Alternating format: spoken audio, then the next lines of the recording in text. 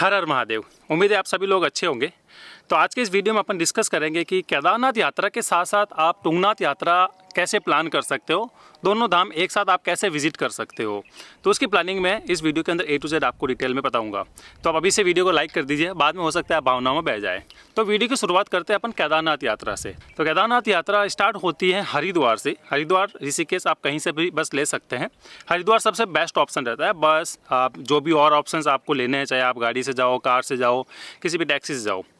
तो हरिद्वार से आपको पहुंचना होगा सोनप्रयाग। आप शाम तक पहुंच जाएंगे सोनप्रयाग। सोनप्रयाग में आप स्टे कीजिए।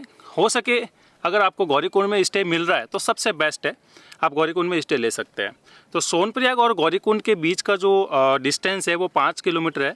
और ये दोनों अलग अलग इसीलिए बता रहे हैं क्योंकि सोनप्रयाग के आगे कोई भी गाड़ी नहीं जाएगी। सोनप्रयाग से गौरीकुंड जो 5 किलोमीटर का डिस्टेंस है, वहाँ पर ओनली वहाँ की शेयरिंग टैक्सी ही चलती है। अदरवाइज क्योंकि वो बहुत छोटी सी रोड है, अगर सब आने लग गए तो फिर वो रोड पूरी ब्लॉक हो जाएगी, तो उसकी वजह से कोई आगे वैसे भी नहीं जा पाएगा। तो वहीं के जो ड्राइवर हैं जो शेयरिंग में चलाते रहते हैं वो आते जाते रहते हैं, तो कहीं पर भी गाड़ी नहीं रुकती है। तो आप सोनप्रयाग या गौरीकुंड जहाँ पर भी आपको स्टे अवेलेबल हो रहा है वहाँ पर आप स्टे कर सकते हैं। अब एक सवाल और मन में आ रहा होगा कि अगर हम गौरीकुंड में स्टे ले तो फिर ये शेयरिंग टैक्सी कब तक चलती है।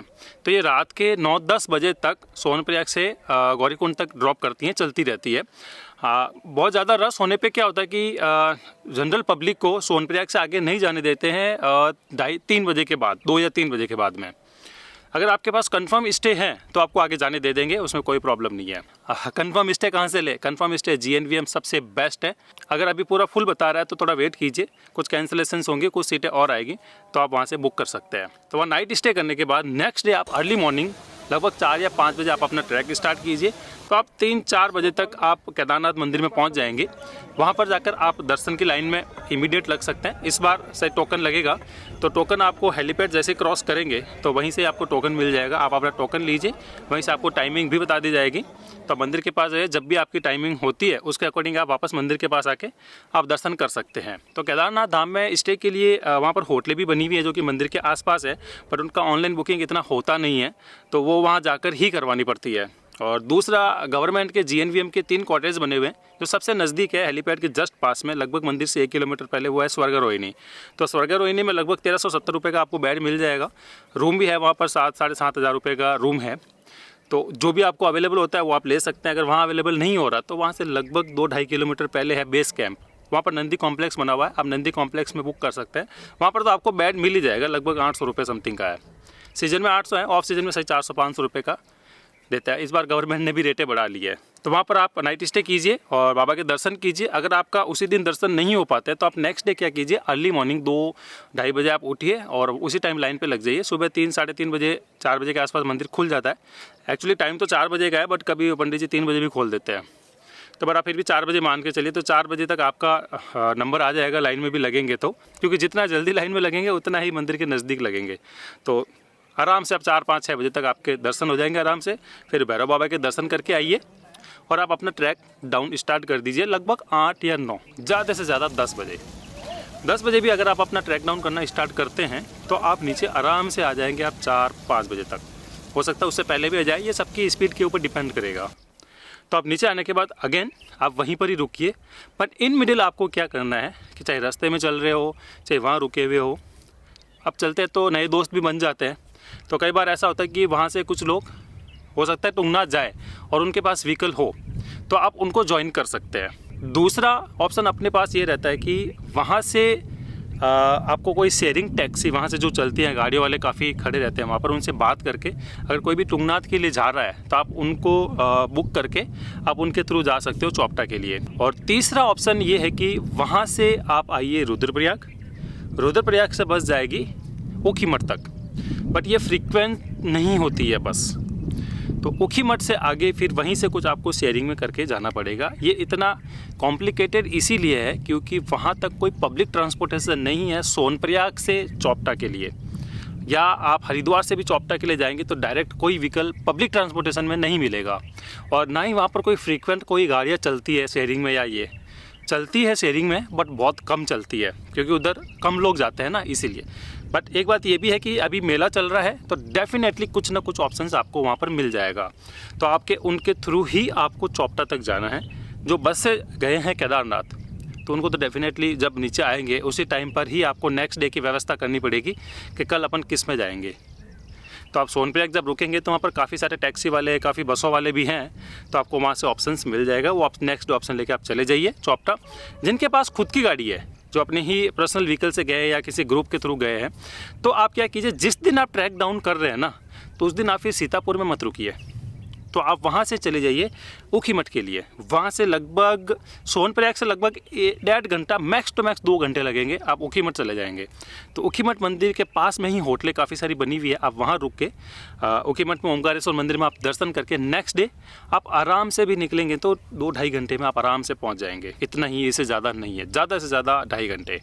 तो आप चौपटा पहुँच जाएंगे। अर्ली मॉर्निंग निकलिए।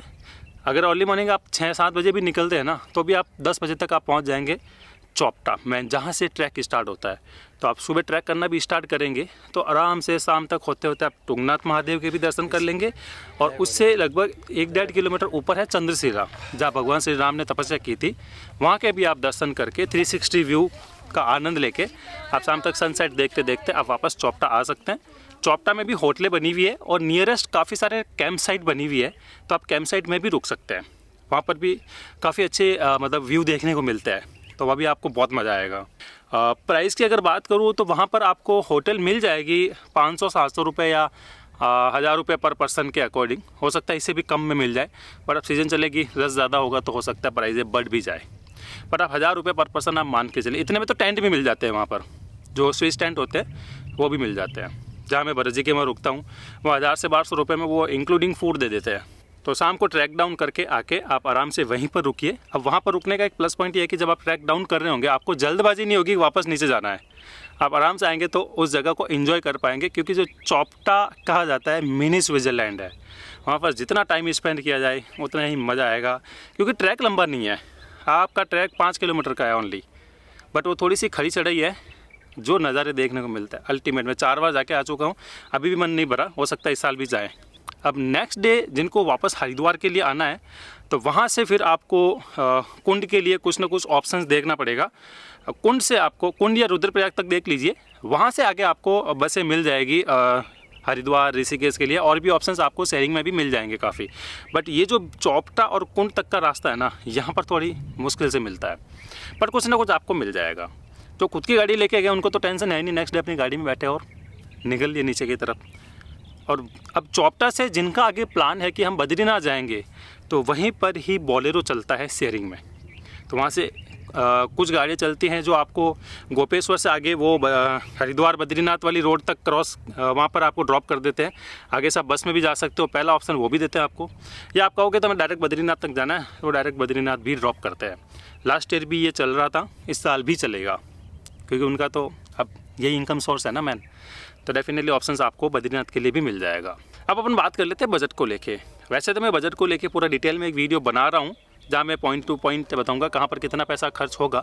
बट एक अगर टेंटेटिव बजट की बात करें तो केदारनाथ और साथ में तुंगनाथ बाबा का दर्शन करेंगे तो यहाँ पर आपका 8000 से लेके 12000 के बीच में आपका कॉस्टिंग आएगा पर पर्सन। क्योंकि इस बार GNV हम खुद 800 से नीचे कहीं कुछ दे नहीं रहा, तो कॉस्टिंग इस बार थोड़ा बढ़ने वाला है। तो इसके अलावा भी अगर आपके कोई और सवाल हैं तो आप प्लीज़ मुझे कमेंट करके ज़रूर बताइएगा।